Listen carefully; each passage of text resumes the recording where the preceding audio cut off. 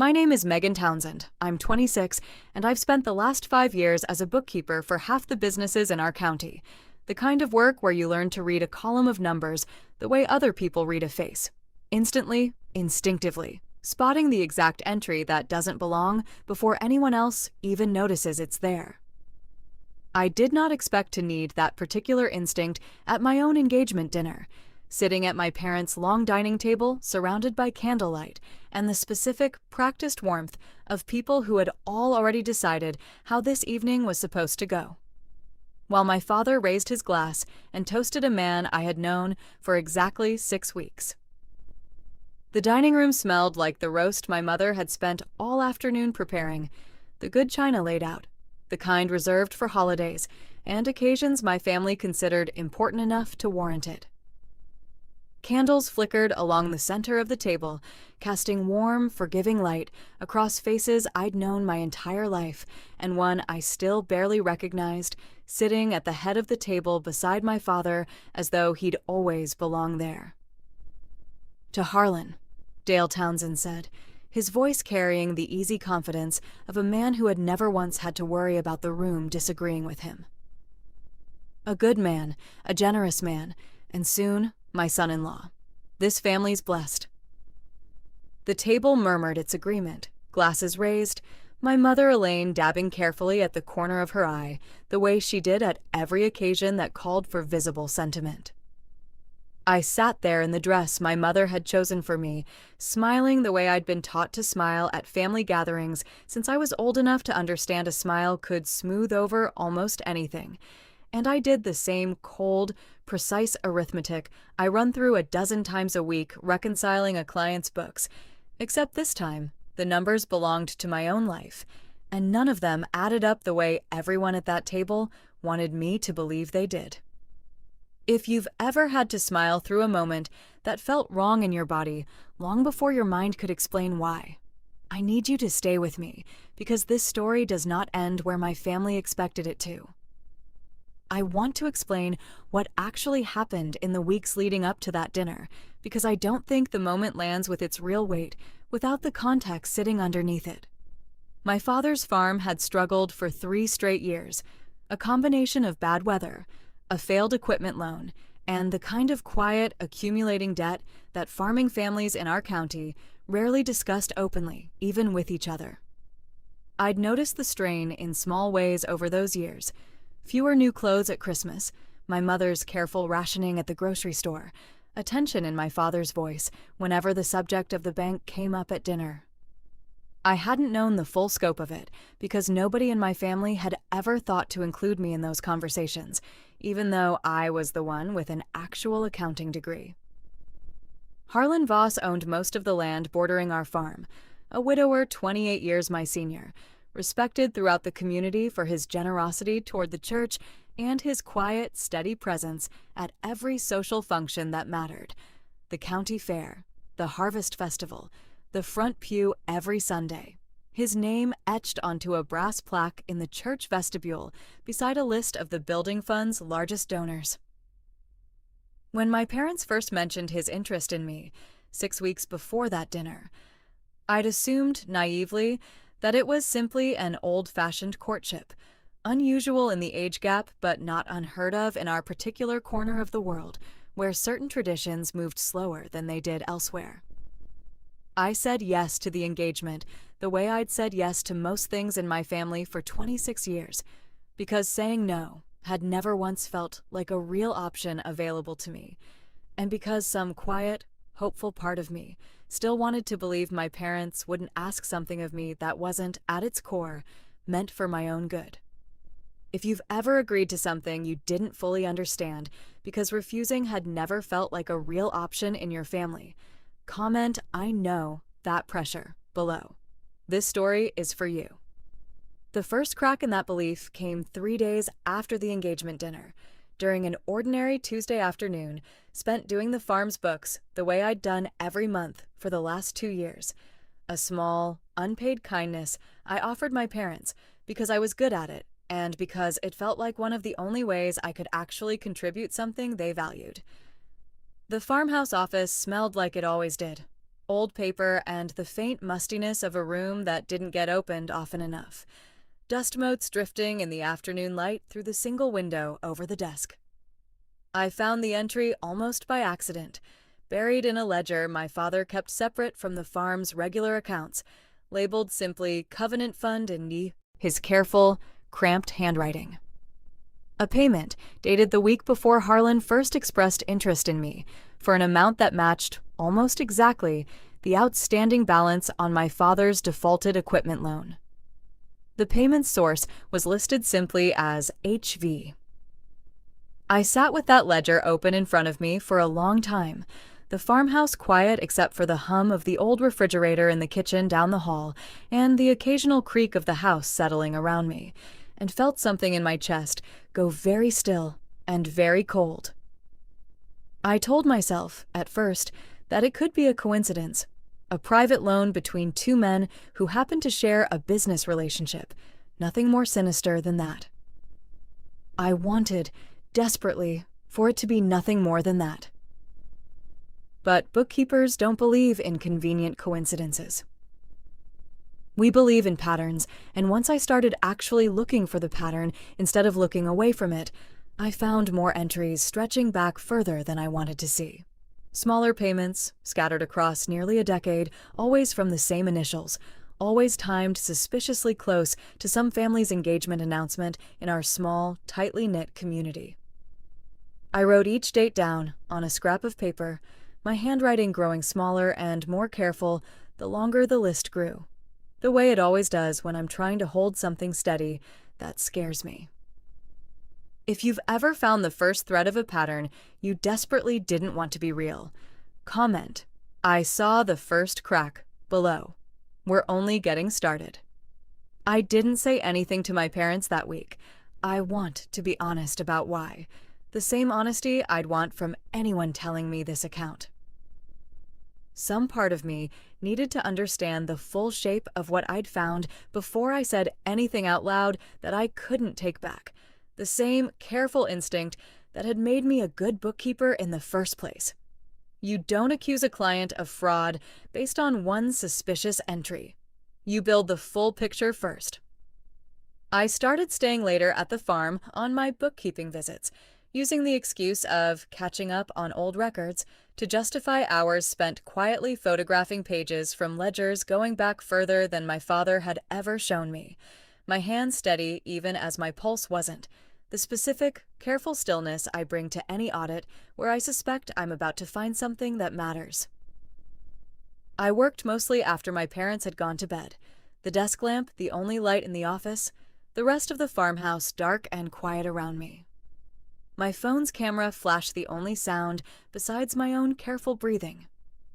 My older sister Ruth, 31 and married young herself, stopped by the farmhouse one of those afternoons, her toddler balanced on one hip, and I watched her carefully throughout the visit, wondering for the first time whether her own marriage 12 years earlier had followed a similar quiet arrangement I'd simply been too young to notice at the time. She'd always seemed content in her marriage, or at least resigned to it in a way I'd never thought to question before. The specific, practiced calm of a woman who had long ago stopped asking questions she suspected wouldn't get honest answers. I found myself studying her face that afternoon the way I'd study a client's expression when I suspected they weren't telling me everything, watching for the small tells I'd learned to notice in myself over the past several days. "You've been quiet lately," Ruth said, catching me watching her, shifting her son to her other hip. "Everything okay with the wedding planning?" "Just a lot of numbers to sort through," I said, which was true in a way she didn't yet understand, and I watched something flicker briefly across her face before she smoothed it back into the same careful, practiced neutrality I recognized from my own reflection lately, a flicker I filed away carefully, the same way I'd file away any inconsistency in a client's story. If you've ever looked at someone you loved and wondered, for the first time, whether they'd survived the same quiet harm you were only just beginning to understand, comment, "I started looking closer," below. Chapter 2 is where I find out exactly how deep this actually goes.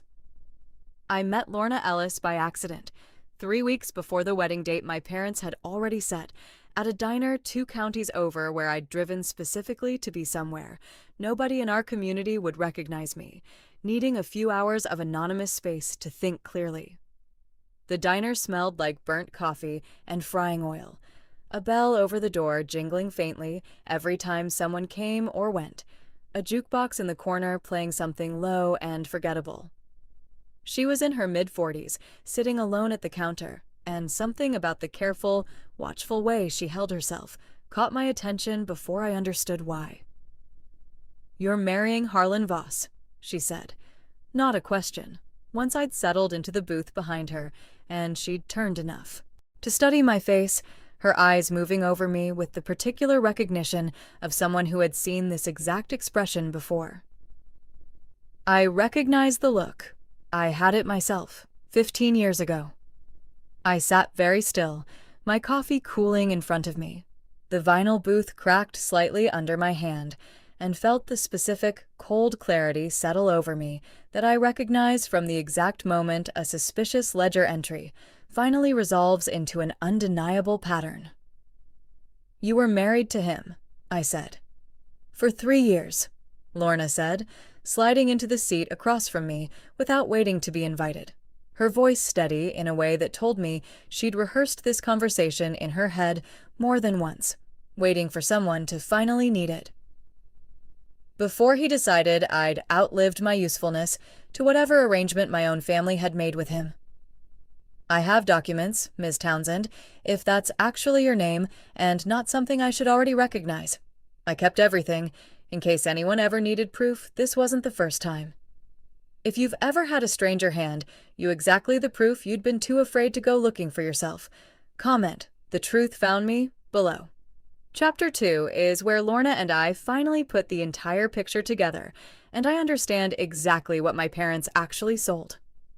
I drove home from that diner in silence, the fields blurring past in the dark, Lorna's phone number folded carefully into the pocket of my jacket like something too fragile to carry loosely. And I understood, pulling into my own driveway an hour later, that whatever I'd believed about my family that morning had already stopped being true. I met Lorna again 2 days later, this time at her own kitchen table, a small, tidy house on the edge of the next county over, the smell of coffee and something baking filling the space with a warmth that felt almost jarring against the conversation we were about to have. A ceramic rooster sat on the windowsill above her sink, the kind of small, homey detail that made the house feel lived in and safe, a strange contrast against the weight of what she was about to hand me. She'd spent the previous 2 days, she told me, pulling together the box she now set between us on the table, worn cardboard held together at the corners, with packing tape gone yellow with age. "I kept everything," she said, lifting the lid, the smell of old paper rising faintly from inside. Bank statements from the years I was married to him, copies of the paperwork my own father signed, a letter from the notary who processed the arrangement, though he'd never call it that outright.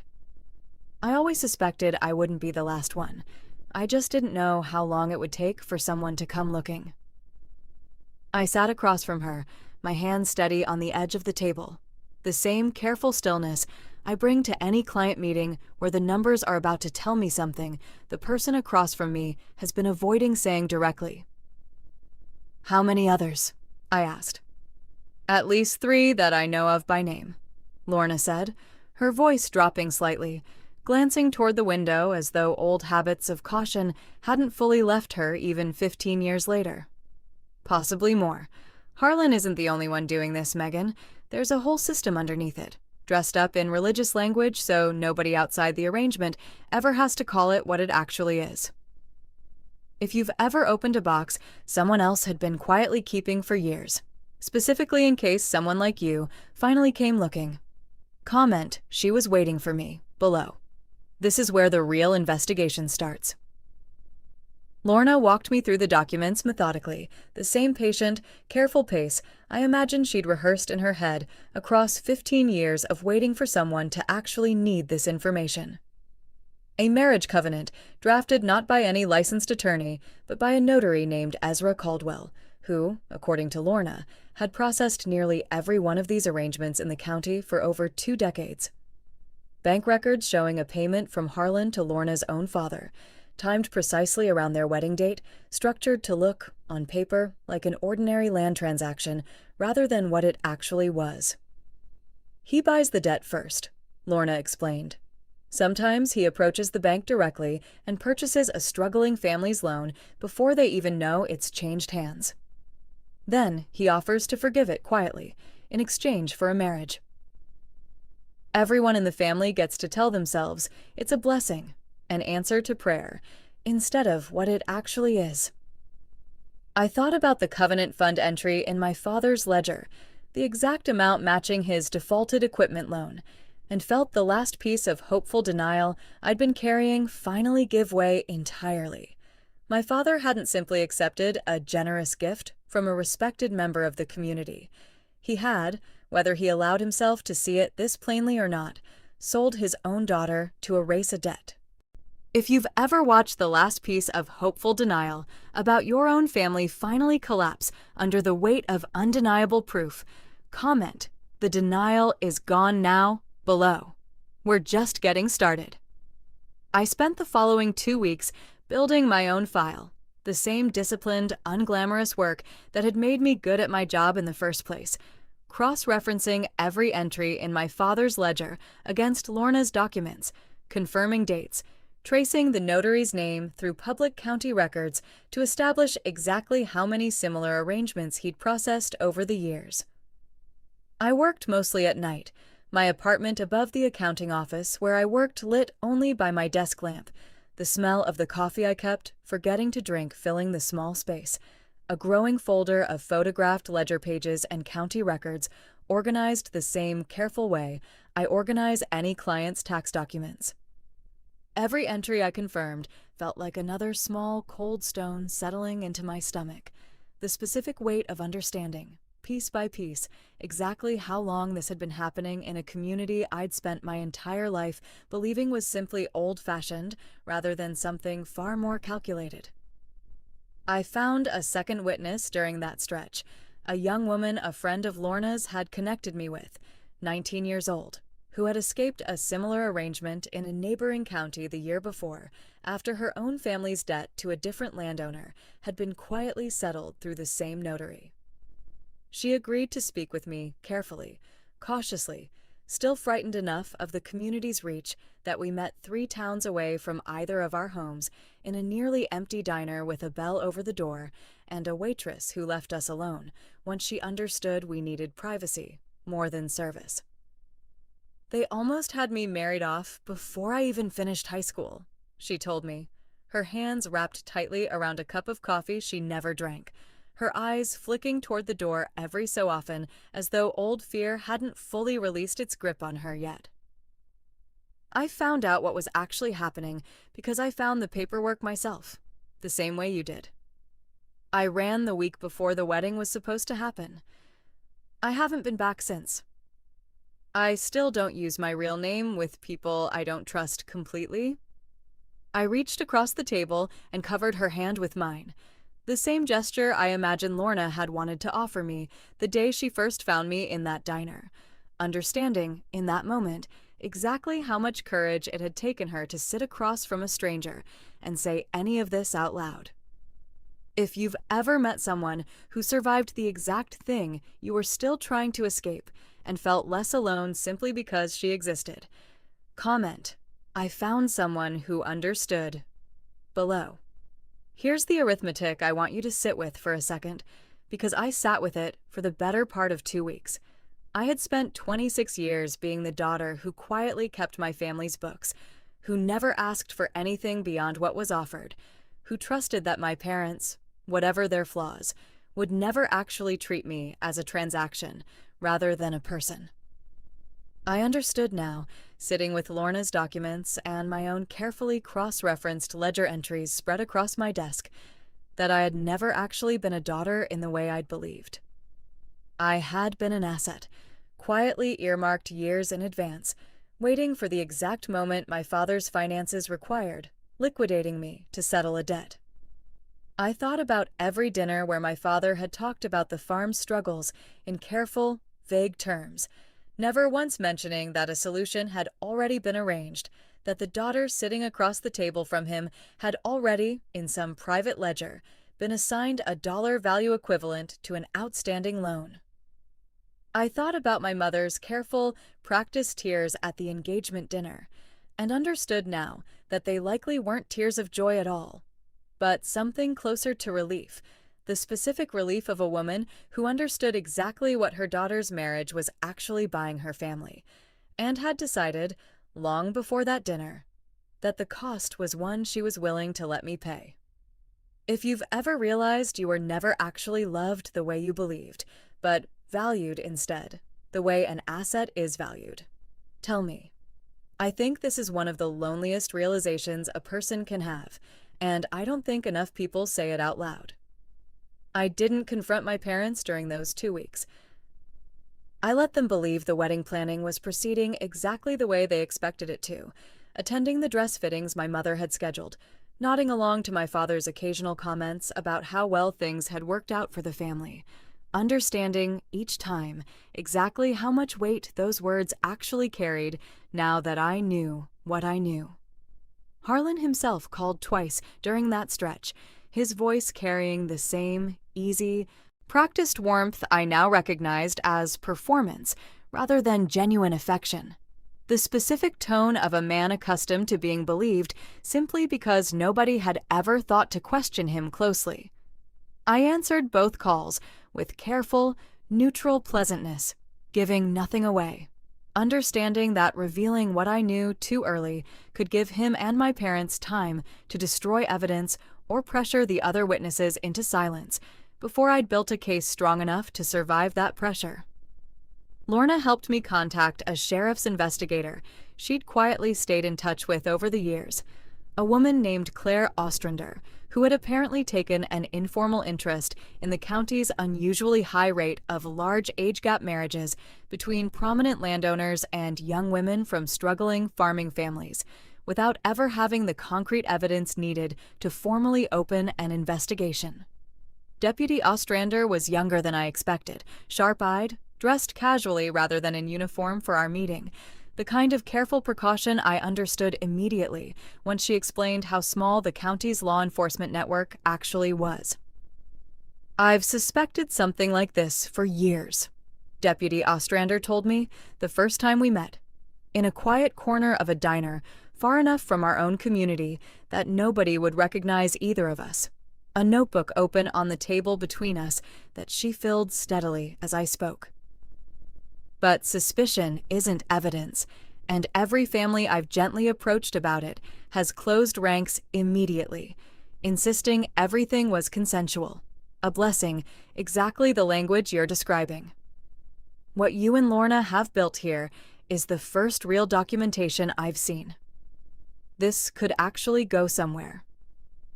She flipped through the copies I'd brought, her expression shifting from careful professional neutrality into something closer to quiet, focused intensity the further she read. "This notary," she said, tapping Ezra Caldwell's name on one of the documents. "I've heard his name before, always adjacent to something that never quite added up enough to investigate directly. If what you're telling me is accurate, he's been the connective tissue holding this entire system together for over 2 decades. If you've ever handed someone in a position of real power the exact proof they'd been waiting years to receive, comment, finally, someone who can act, below. Chapter 3 is where I stop quietly gathering evidence and start understanding exactly what it costs me to actually use it." The week before my wedding date, I sat alone in my apartment with the full file spread across my kitchen table, Lorna's original documents, my own ledger cross-references, the second witness's written statement, Deputy Ostrander's preliminary notes on the notary's decades-long pattern of processing these arrangements. I understood, looking at everything laid out in front of me, that I now held enough to actually dismantle something that had been quietly operating in my community for far longer than my own engagement. I thought about my father's voice at that dinner, toasting a marriage he'd already sold me into weeks before he ever announced it publicly. I thought about my mother's careful, practiced tears. I thought about Ruth and the flicker I'd caught across her face the day she'd asked why I'd been so quiet. A flicker I now understood might have been recognition rather than simple concern. I picked up my phone that night and called Ruth directly, my voice steadier than I expected it to be. "I need to ask you something," I said, "and I need you to actually tell me the truth this time. Was your marriage arranged the same way mine was?" The silence on the other end of the line lasted long enough that I understood the answer before she finally spoke. If you've ever finally asked the question you'd been too afraid to ask and understood the answer from the silence before anyone said a word, comment "The silence said it all" below. Chapter 3 is where I stop looking for my family's protection and start calculating exactly what I'm going to do without it. Ruth's silence on the phone stretched long enough that I moved from the kitchen table to the window, watching the streetlight outside flicker on as the evening settled in, my grip tightening slightly on the phone with every second that passed without an answer, the hum of my apartment's old radiator, the only other sound in the room. "Ruth," I said finally, "please." "Yes," she said so quietly I almost missed it, her voice carrying a tiredness I'd never heard from her before, the sound of a woman setting down a weight she'd been carrying silently for over a decade. 12 years ago, Dad's harvest had failed 2 years running. Mark's family owned the grain elevator. I didn't understand what was actually happening until years later, and by then I had a child and a life I didn't know how to walk away from anymore. I stood at that window for a long moment. After we hung up, the phone still warm in my hand, the streetlight now fully lit, casting a pale, steady glow across the empty road outside, and felt something in my chest shift into a shape I didn't fully recognize yet. My family hadn't done this once. In a moment of desperation, they might have quietly regretted. They had done it twice, across 12 years, with the same careful, practiced language of blessing and providence wrapped around both transactions. If you've ever discovered that the thing you thought was an isolated betrayal was actually a pattern your family had already used once before, comment "It wasn't the first time" below. This is the moment everything started to shift for me. I want to tell you about the exact moment the arithmetic finished, because it wasn't the ledger entry, and it wasn't Lorna's box of documents. It was that night, standing alone in my apartment after Ruth's confession, doing the kind of comparison I'd been circling for 2 weeks without quite letting myself land on it fully. I made 2 columns on a legal pad, the same instinct that had built every audit I'd ever completed, taking over almost against my will. On one side, I wrote down every year of quiet, unpaid labor I had given my family, the farm's books, done monthly for 2 years without payment, the countless small favors, the years of being the daughter who never asked for anything because asking had never once felt safe. My pen pressed harder into the page the longer the list grew, the same way it always does when I'm trying to hold something steady that scares me. On the other side, I wrote down every moment my family had actually protected me, the way parents are supposed to protect a child, unconditionally, without calculating what I was worth to them first. The first column filled most of a page. The second column had 1 entry, and even that one felt uncertain the longer I stared at it.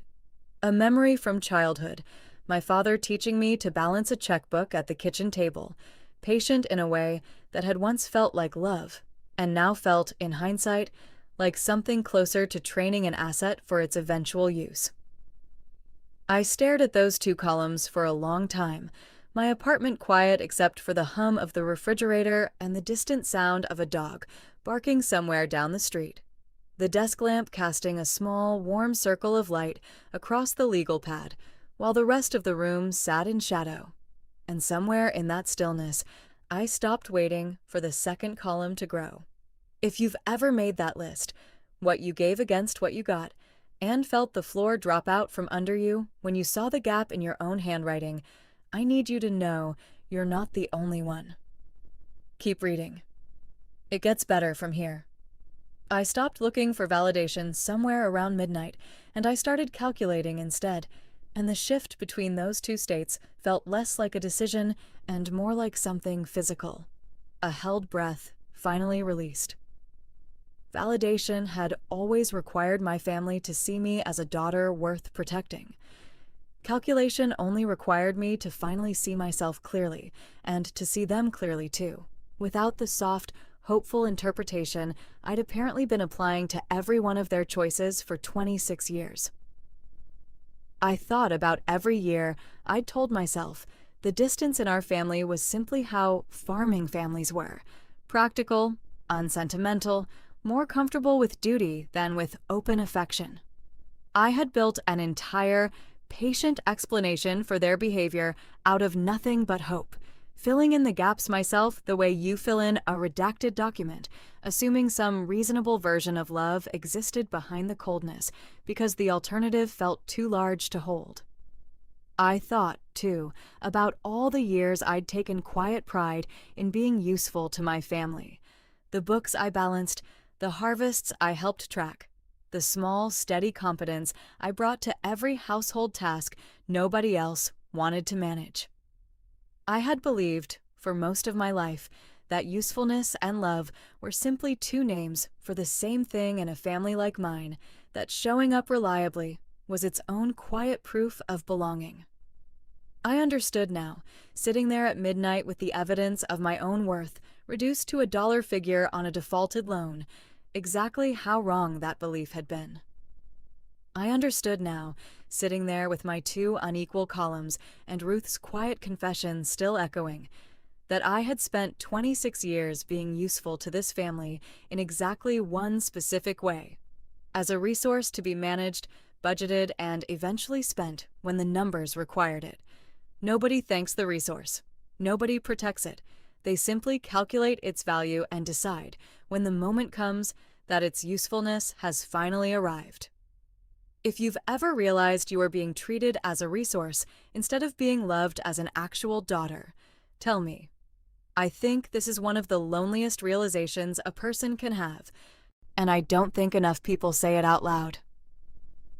My hands were steady when I called Deputy Ostrander the next morning, steadier than they'd been in weeks, the absence of the low, constant hum of hope I'd been carrying replaced by something with better posture, something I didn't fully recognize yet, though I would come to know it very well by the time this was over.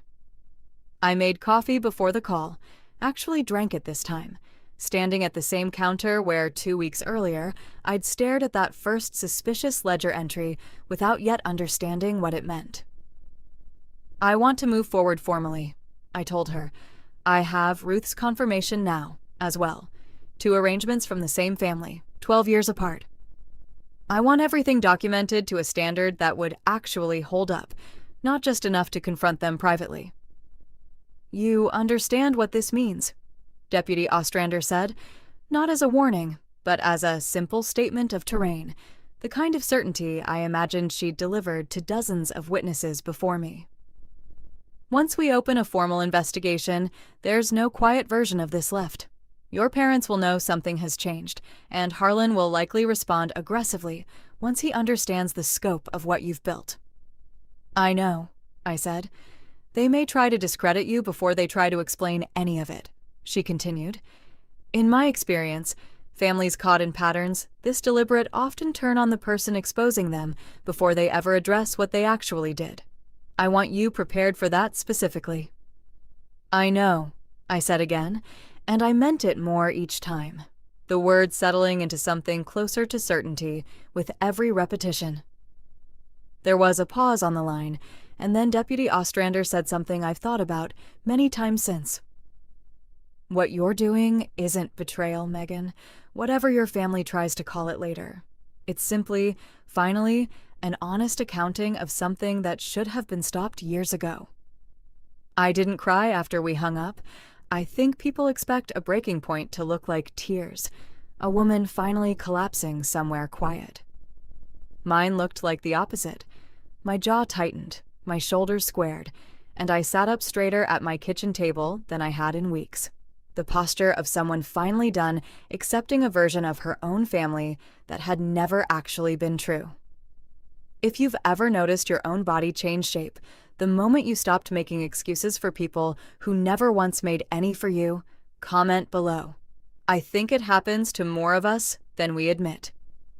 I drove past my parents' farmhouse that Saturday, not to confront them, not yet, but because I needed to see it one more time, the way it existed before everything changed. The porch swing my father had built the summer I turned 10, still creaking slightly on its chains the last time I'd sat on it. The garden my mother tended every spring with more patience than she'd ever shown in conversations that actually mattered. Rows of tomatoes and marigolds planted in the same careful pattern she'd used for as long as I could remember. The driveway, where I'd learned to drive, badly, laughing in a life that had felt, at the time, entirely uncomplicated. I sat in my car across the road for 10 minutes, engine off, watching lamplight move behind the curtains, a shadow I recognized as my mother's crossing the kitchen window, unaware, as far as I knew, of how completely the ground beneath her family was about to shift. I could see the outline of the kitchen table through the window, the same table where I'd found the ledger, where I'd sat through 26 years of dinners, believing, however imperfectly, that the people around it loved me for reasons that had nothing to do with a bank balance. I thought about Lorna's quiet, patient waiting across 15 years for someone to finally come looking, and I understood, sitting there in the cooling evening air, that whatever loyalty I still felt toward this family wasn't going to be enough to keep me from finally doing what 15 years of other people's silence hadn't been able to accomplish. I started the engine and drove home without going inside. There would be time for that conversation, on terms my family wouldn't be able to talk their way around the way they'd talked their way around everything else in my life. The next version of me was going to walk into that confrontation with a folder, an investigator, and 2 generations of documented evidence. And for the first time since that engagement dinner, I felt something that wasn't grief. If you've ever driven past the house that raised you and realized you no longer recognized yourself as someone who belonged there, stay with me. Chapter 4 is where they finally have to answer for it. I picked up my phone that night, sitting in my own driveway with the engine still ticking as it cooled, and sent Deputy Ostrander a single line. Open the investigation. Let's find out exactly how deep this goes. I hit send before I could talk myself out of it, and I sat there in the dark of my own car, feeling the quiet seismic click of a door finally closing behind me, and another one, somewhere ahead, just beginning to open. I sat there a while longer than I needed to, the streetlight above the car humming faintly, the porch light of my parents' farmhouse still visible in my rearview mirror, small and warm, and for the first time in my life, no longer the thing I measured my own safety against. I thought about the version of myself who had sat at that engagement dinner 3 weeks earlier, smiling through candlelight, still hoping, somewhere underneath the unease, that her family would never actually ask something of her that wasn't meant for her own good. I didn't recognize her fully anymore.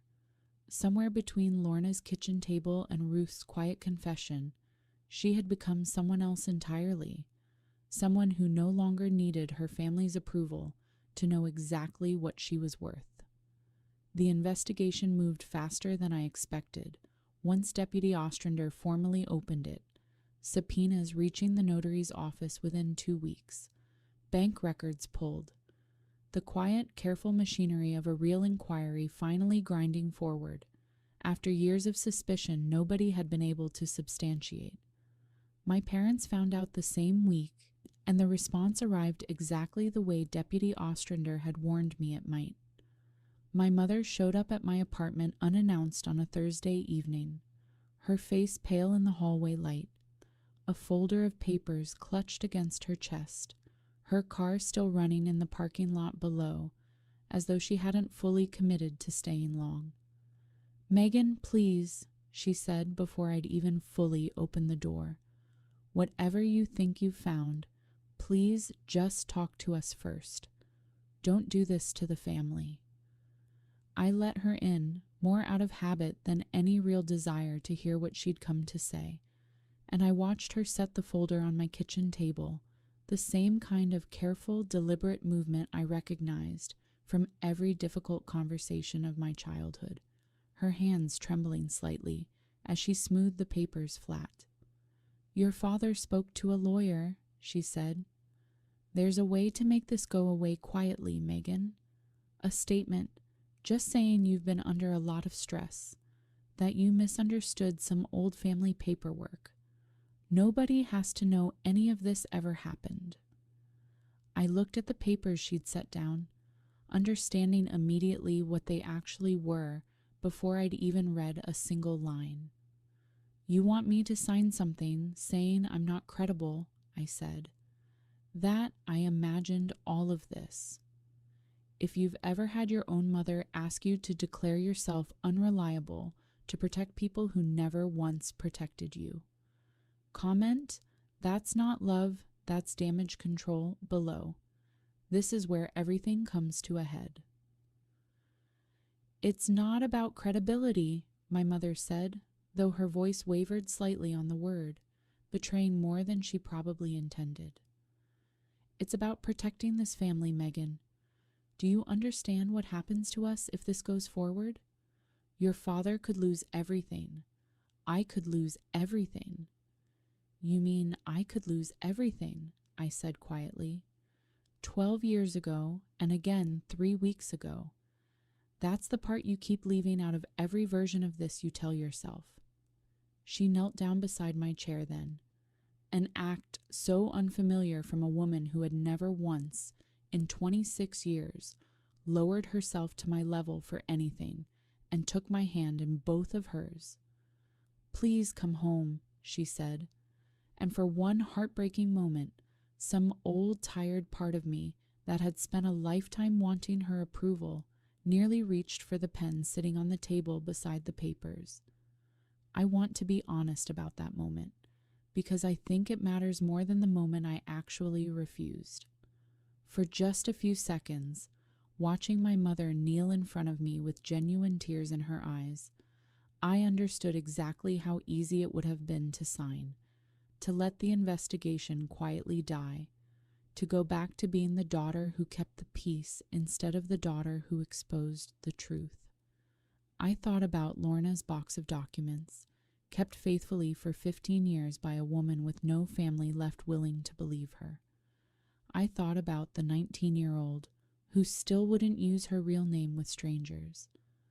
I thought about Ruth, still trapped in a marriage she'd never actually chosen for herself. I didn't sign. If you've ever come within inches of surrendering everything you'd built and found the strength not to, comment, "I almost signed too," below. Chapter 4's ending is where the truth finally wins. Harlan himself called 2 days later, his voice carrying none of the easy warmth I remembered from our brief engagement, replaced by something colder, more direct. "I understand you've been talking to people you shouldn't be talking to," he said. "I want to make something clear, Megan.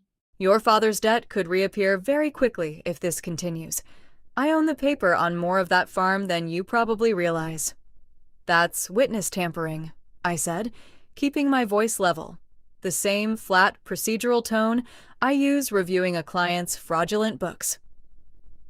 "Deputy Ostrander is going to want to know you said that." The silence on the other end of the line told me he understood.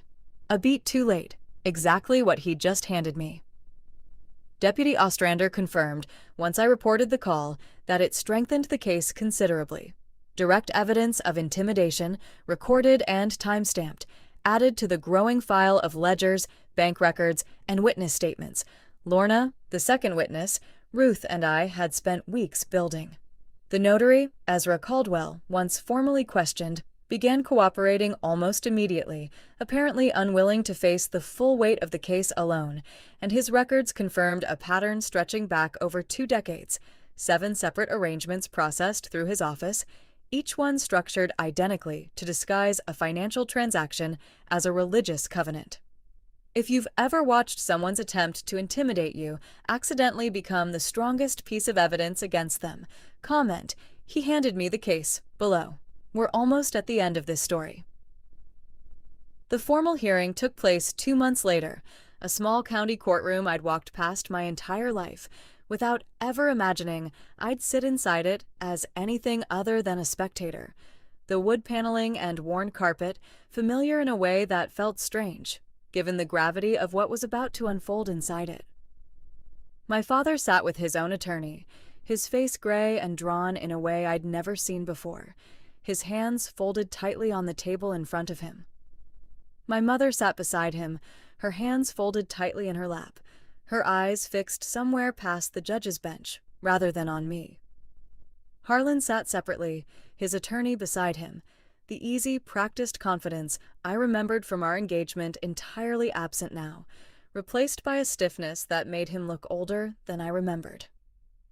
Deputy Ostrander presented the evidence methodically.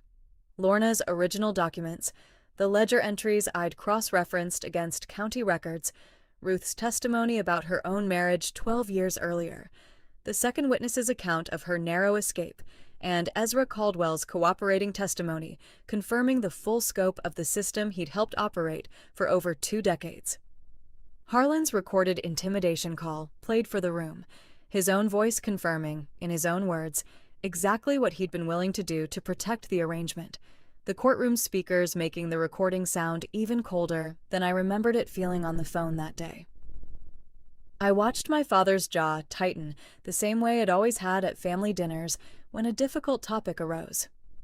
Except there was no dinner table to hide behind this time, no polite conversation to redirect the moment toward something easier.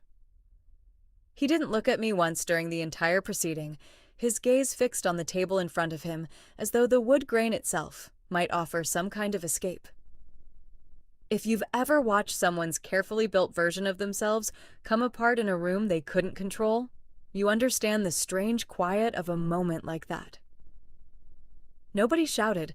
There was just the sound of a courtroom finally listening to something it could no longer explain away.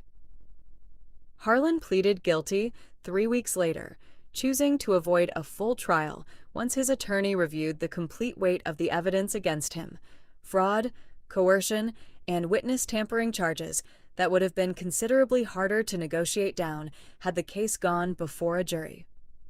The Covenant Fund system Ezra Caldwell had helped operate was formally dismantled, 7 families across the county receiving formal notice that their debts, structured fraudulently through marriage arrangements, were void under the settlement's terms.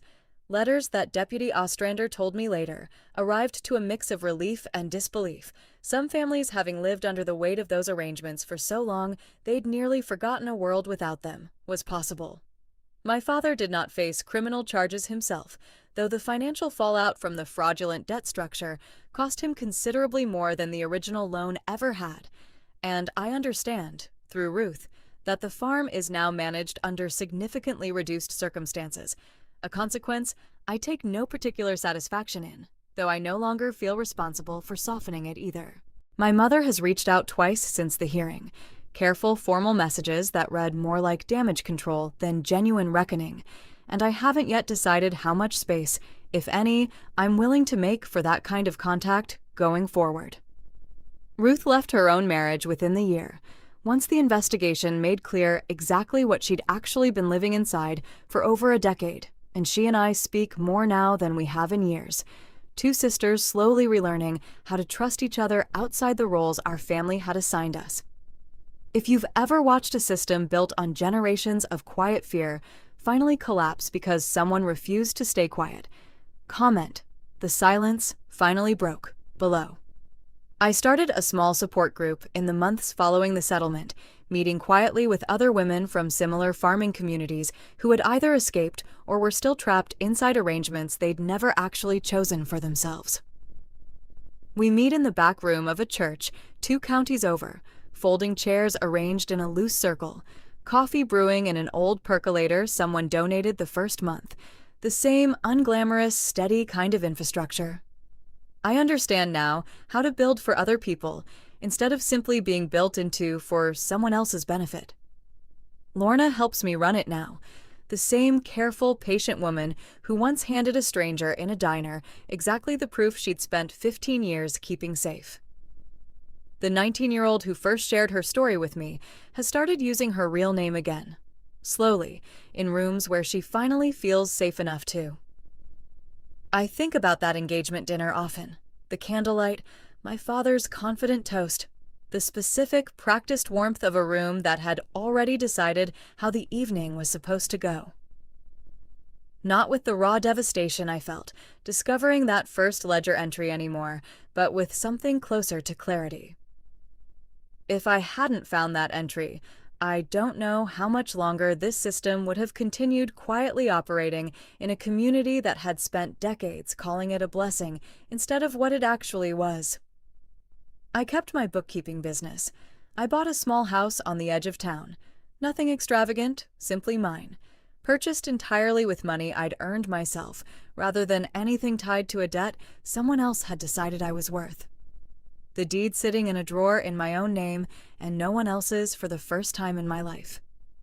Some evenings, sitting on my own porch instead of the one my father built, I think about the woman I might have become if I'd signed those papers my mother brought to my apartment that Thursday evening, and I feel nothing but relief that I didn't. If you've ever built something honest out of the exact betrayal that once nearly broke you, I want you to sit with that for a second, because it's rare and it's real, and it's worth everything it costs to get there. Thank you for staying with this story to the end.